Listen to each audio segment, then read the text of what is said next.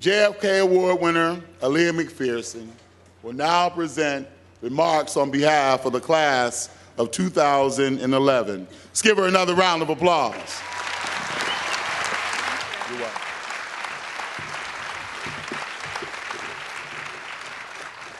Good morning. Class of 2011, can you believe it? We made it.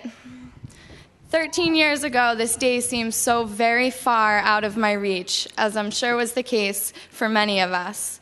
But thanks to all of the incredible people we have crossed paths with on our journey here we are, college graduates.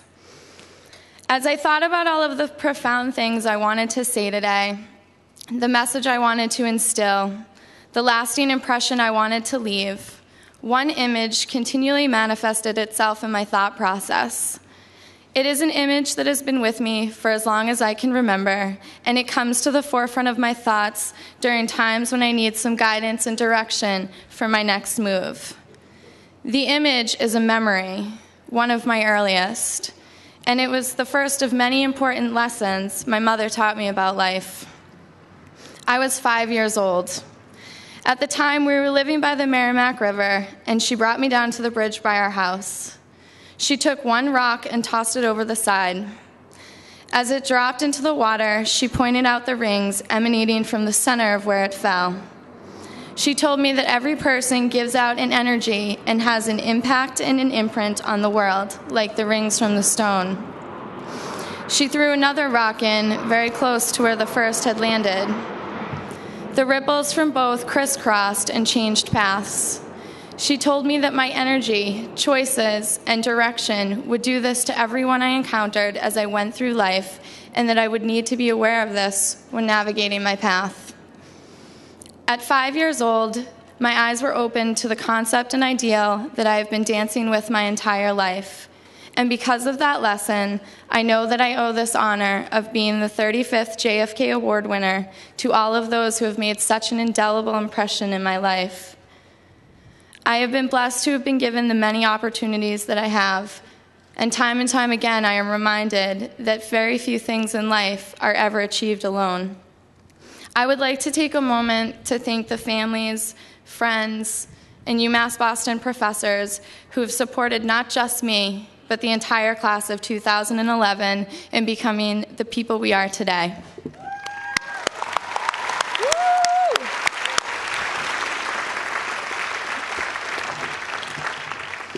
I would also like to say a personal thank you to my own mother for teaching me to believe in myself, giving me the ability to navigate through life's challenges, and showing me the true meaning of love, strength, and resilience amidst circumstances that shake the very foundation of those attributes.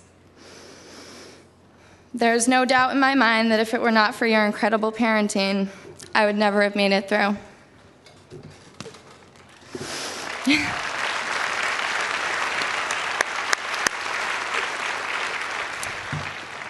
So it seems as if it were yesterday that I walked into my first summer class here at UMass Boston. I remember being anxious, unsure of myself, and unclear as to where I was headed, as it had been so long since I had been in a classroom setting. A little less than 10 years earlier, a family medical crisis made finishing high school an impossibility, so I dropped out and got my GED instead. It took me almost a decade of working both full and part-time jobs and surviving a four-letter word I call life before the opportunity to go to college presented itself to me. All I knew when I walked in the doors of UMass Boston was that I wanted an education and that I was ready to conquer whatever obstacles came my way. The word no was not something I was willing to accept any longer, especially in regards to my future. During that first class, something awoke inside of me that I did not know was there. My own energy encountered the energy at UMass Boston, and the ripple effect from that collision was dramatic. It was almost as if a switch had been flipped internally that sparked an insatiable drive to learn as much as possible, take every opportunity that came my way, and not stop until I had found not only my personal path, but my true calling in life. There were 1,001 reasons why pursuing a college education at that exact moment in my life was not ideal, but there was a much stronger pull that said, what if this is your last chance? What if this is your only chance? What happens if you never get the chance to try again? I applied to UMass Boston and did not get in right away.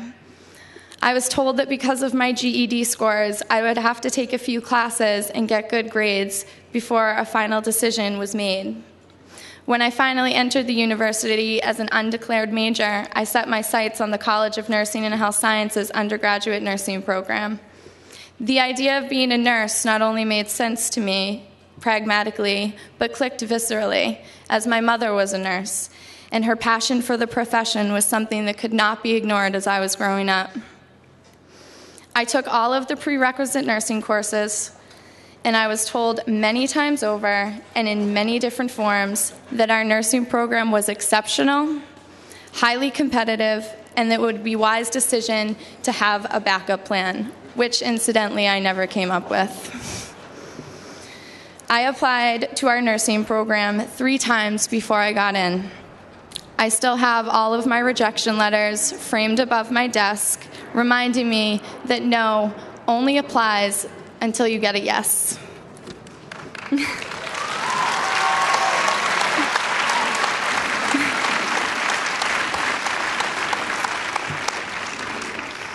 During my first clinical nursing course, Professor Judith Healy-Walsh told us that she believed nursing was not a career, but rather a calling. This one statement resonated with me so intuitively, it was as if I could see yet again the collision of energies and choices and directions spreading out like rings. Nursing was my calling. And it was just a few months later that I was blessed with the single most incredible opportunity to date on my path to becoming a nurse, another stone in the river that carried me around the world. In the summer of 2009, I was given the opportunity to travel to Kenya with the Kenya Heart and Soul Effie and Ejima Project, which is an annual medical mission and research project studying cardiovascular disease and diabetes in the village populations surrounding Nairobi. This opportunity was the gift of 2 very amazing women, Dr. Eileen Stewart-Shore and Mercy Camo, who do not normally take sophomore nursing students on this trip, but accepted me that year after many persistent emails. I often wonder how different I would be if they had said no. My first trip to Kenya changed me on a deeply personal level. On that trip, the people I met, spoke with, and spent time with brought me right back to the day my mother taught me her most important lesson standing on the bridge. They showed me how despite the incredible poverty, primitive infrastructure, lack of resources, and the many other staggering social and political problems, hope and love are still very much present, alive, and thriving. I could see it in every child's face, in every man's smile, in every woman's outstretched arms welcoming us into their villages, into their homes, and into their lives. This first trip to Kenya showed me how to be present in my own life, with hope and love, even when my surroundings are in opposition to these attributes. When I came back home, I sincerely felt as if I had gotten more than I gave. I also felt as though my work was not done there, and I returned last year for a second trip. It was on this second trip that many things came full circle in my life, and I was finally able to define my future aspirations. As my fellow students in the College of Nursing and Health Sciences know, there are many ways to be a nurse. Until that second trip in Kenya, I lacked direction and focus for my future, but it soon hit me like a rock tossed off a bridge, and I was able to put some facts together. Although the United Nations declared in 1948 that everyone has the right to a standard of living adequate for health and well-being of himself and of his family, I did not have this experience during the family medical crisis that I went through at the end of my high school career. This showed me the downfalls and failings of our healthcare system here in the United States. 10 years later, in Kenya, I realized that in regard to health, we are in the midst of both a local and global crisis. While heart disease and cancer are significant health threats, health disparities such as lack of access, poor quality, high cost, and even language barriers are killing our diverse population quicker than any other disease out there. These are unacceptable, inexcusable facts. And while I was in Kenya, I made the conscious decision to spend my life and career reducing these barriers for individuals as well as populations across the world.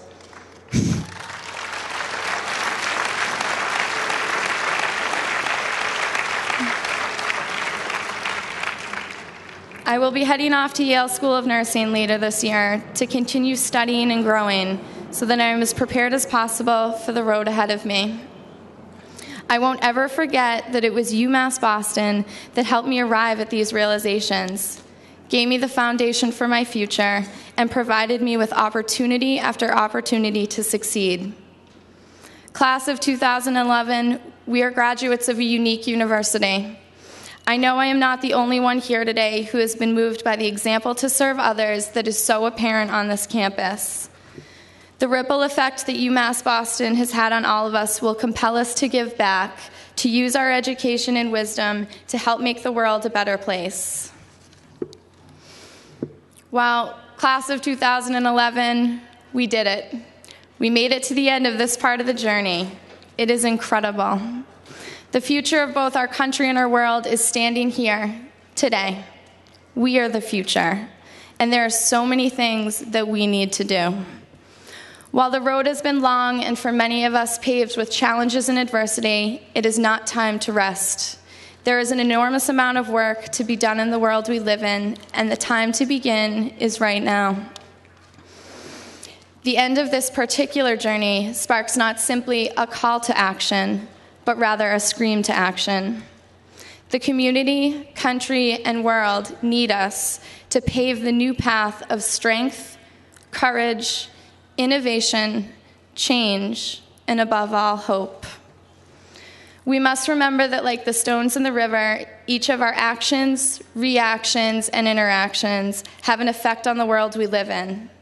Every choice we make, every action we take, every bit of energy we exude crosses the paths of others traveling along with us.